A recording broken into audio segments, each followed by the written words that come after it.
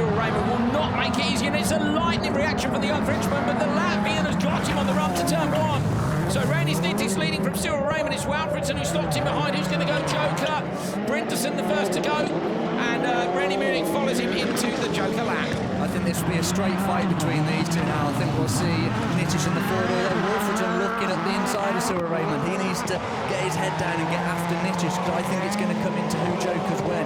But Walfredson not giving up, and we've seen this with him before, isn't he? He's not afraid to get stuck in, and he will not give up. He used to have that 5-cylinder engine, the Clear, which I don't think he has anymore, and I'm gutted about that. That was the best. He sounded the best of anything. Sorry, you know, to all the world RX cars, but the 5-cylinder car sounded absolutely mint. Ekstrom in P4 already. Brinderson is looking on closing that gap down. Let's not count Brinderson out, because he's an absolutely rapid driver. As I say, we'd like to see with a bit more money to see him on the world stage, but doing Euros and various Nordic outings as well. Joker lap there is that Hedstrom's got Joker already. Brinderson's got him, and Munich's got him too. So that Brinderson, look at the gap he's got over Munich too. He's got 1.1 seconds over Munich already. Brinderson up to fourth, having Joker on the first lap and hoping to close down the leaders, Nittish, Raymond and Walfredson. I wonder if how long it'll be before Raymond jokers. Of course, he'll want to have a look back at the gap and make sure he doesn't slot in with Munich and Hedstrom's. It seems those guys don't quite have the pace. No, and the car of Nittish is actually Gronholm's car from last year, so we know it's a very quick car in World Championship also. I'd love to see what Gronholm would do if he got back in the car now, because I feel like Gronholm's grown so much this season that maybe he wasn't as quick as Nittish has been in this car this year. So, you know, what would Gronholm do if he went back into his old car? Walfredson's jokered, and Brinderson's got him too. So Brinderson is absolutely storming it. Is Raymond in danger as well of losing out to Brinderson? I think it's going to be a little bit closer between those two. Yeah, I think it'll be a bit closer. I still think Raymond's got enough, but Nittish is just starting to open up, although Raymond's taken a 10th off him so far this lap, so it's all very close. A little bit of damage on the back of the Peugeot 2.8 for Cyril Raymond. Cyril Raymond with a different line into the hairpin than Randy Nittish. Black Cooper rubber being laid down on the track on every outing. You can see a clean line through the gravel. Raymond uses the curve maybe a little bit too much and goes Joker. So Raymond goes in and was close to Nittish there. He's going to cover off Brinderson. He's sideways, flicks the car back the other way. Holds on nicely though. Very sideways on the way in, wasn't it? Maybe a bit more than he'd have liked. Are we now going to see Nittish cover him off and go Joker and get the track position over? I would, especially when you know the Joker is a tricky one here, and the fact it goes tar gravel, you know, and the grip levels have been changing there all weekend. So I wonder if he'll react to it.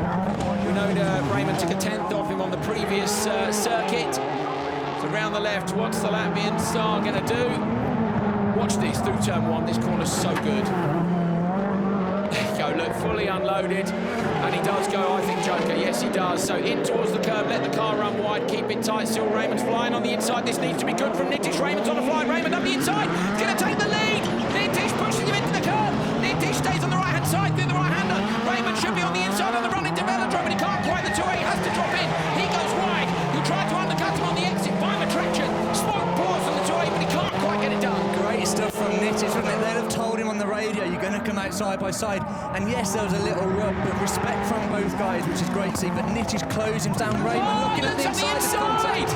Raymond up the inside in Hansen start from a couple of years ago. He was on the track. Is that on or not? There was big contact. No, I'm not sure that's going to be kept, if I'm honest. Because he was off the track a little bit, but then when the contact was made, yes, he was on the track. But would he have made the corner if Nittish hadn't been there? I don't know. He might have been a little bit annoyed about Nittish was quite firm with him. Nittish is going to try and give it back to him, isn't he? He's lost a little bit on the exit though. What do the stewards do if Nittish does the same thing in the last corner? We'll leave that up to them. So Cyril Raymond has managed to get past Nittish in the same style in which Hansen got past Ekstrom a few years ago here. Hansen was fully off the track, Raymond was on it, but he did hit him hard, and as Andrew said, would he have made it or not? Either way, he's going to cross the line first. Cyril Raymond around the left-hander takes the checkered flag in the Peugeot 2.8 from Rainis Nittish, and it is Brinderson who gets P3. I suspect that if that isn't with the stewards already, that Nittish's guys might appeal it, but let's see. Nothing on our timing screens right now. If something pops up, we'll let you know immediately. Cyril Raymond, Rainis Nittish and Thomas Brinderson, your top three. Walfredson, Munich and Hedstrom, P4, 5 and 6. Nittish and Raymond really going at it in that. side by side with an entire car on the curbs down at the far end. You know, that's track limits, isn't it? The curb here and the curb here. We've seen people regularly hooking a tyre over the left-hand side of a curb, which is more than a car width and about 45 degrees. A brilliant move at the merge, then Raymond making the move at the hairpin.